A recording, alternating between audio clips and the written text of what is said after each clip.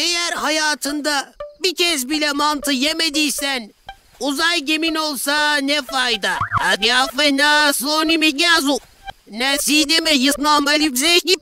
Adnısnaya harayı. Eğer hayatında bir kez bile mantı yemediysen, uzay gemin olsa ne fayda?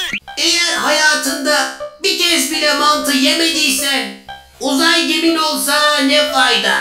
Eğer hayatında bir kez bile mantı yemediysen, uzay gemin olsa ne fayda?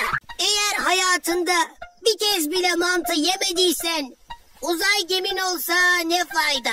Eğer hayatında bir kez bile mantı yemediysen, uzay gemin olsa ne fayda?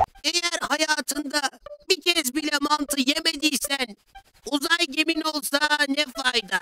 Eğer hayatında bir kez bile mantı yemediysen, uzay gemin olsa ne fayda? Eğer hayatında bir kez bile mantı yemediysen, uzay gemin olsa ne fayda? Eğer hayatında bir kez bile mantı yemediysen, uzay gemin olsa ne fayda?